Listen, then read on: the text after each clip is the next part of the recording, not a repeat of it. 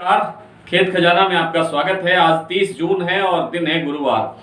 आज दोपहर अपडेट में आपको जानकारी दी गई थी कि सरसों का बाजार हल्का सा डाउन है और जो नरमा कपास का बाजार है उसके अंदर मामूली सा 100-200 रुपए का सुधार है।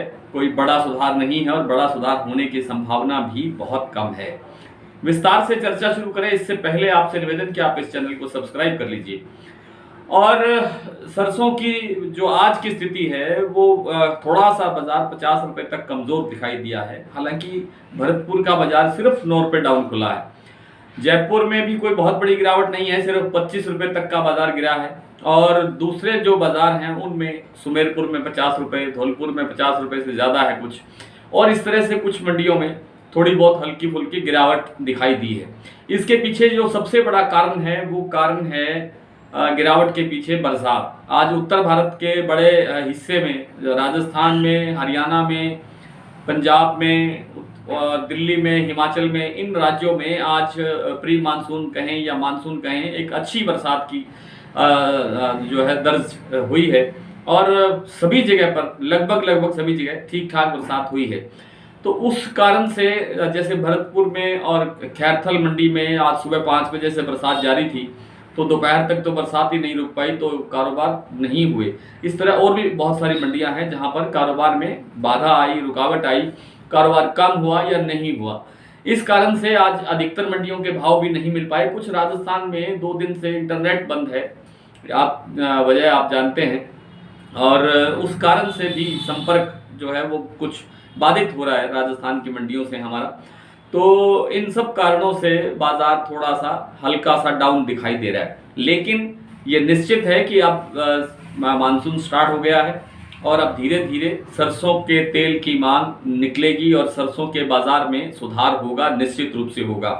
आपको जान करके ये भी हैरानी होगी कि जैसा कि हम अपने खेत खजाना के डेली बुलेटिन में लिखते आ रहे हैं कि इस साल खाद्य तेलों के बाजार में संकट पैदा हो सकता है उपलब्धता का, और वो संकट अब बढ़ता हुआ दिखाई दे रहा है। आज गुरुवार को जो महाराष्ट्र और मध्य प्रदेश की सोयाबीन के प्लांट हैं उनमें से कुछ एक ने दिन में 3 बार सोयाबीन के भाव बढ़ा करके और सोयाबीन की खरीद की है।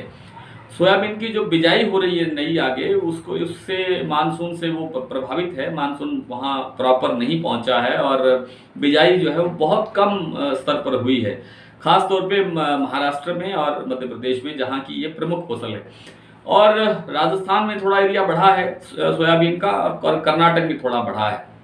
तो इससे ऐसा लगता है कि अब सोयाबीन में ज़्यादा बड़ी गिरावट नहीं आएगी और सोया तेल की जिस ढंग से बाजार में सुधार हो रहा है उससे सोयाबीन में भी हल्का फुल्का सुधार और आना चाहिए, आ सकता है। तो इससे अंदाजा लगाया जा सकता है कि सोया तेल की जो मांग वैश्विक स्तर पर निकल के आ रही है।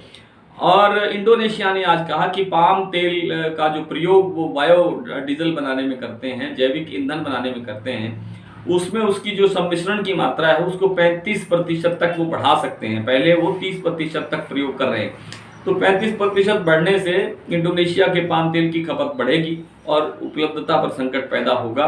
इस तरह से जो विदेशी आयातित तेल है उनकी उपलब्धता पर संकट बनेगा। हमें हमारे देश के जो भीतर के हमारी जो उत्पादन है, जैसे सरसों है, सोयाबीन है, जो घरेलू उत्पादन है, और मूंगफली है, मक्का है, कॉटन है। कॉटन खत्म हो चुकी है, कॉटन का तेल अब उपलब्ध है ही नहीं। और जो दूसरी जिनसे मैंने गिनाई है उनकी तेल की जो मात्रा है वो बहुत कम होती है। तो इन सब कारणों से सरसों के अंदर जो है जो ज़्यादा दबाव है वो सरसों पर आएगा कि यही आप खाद्य तेलों की पूर्ति करें।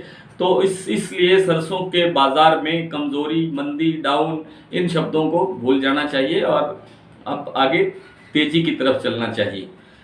कॉटन बाजार में हल्का फुल्का सा सुधार देखने को मिला है, क्योंकि इंटरनेशनल वायदा जो बाजार में चलते हैं उनमें हल्की फुल्की तेजी आती है तो बाजार थोड़ा सुधर जाता है।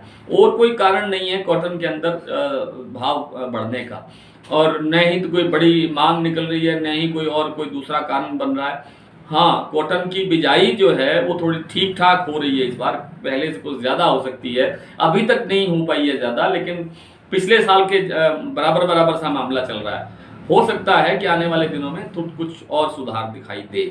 आइए कुछ मंडियों के भाव देख लेते हैं।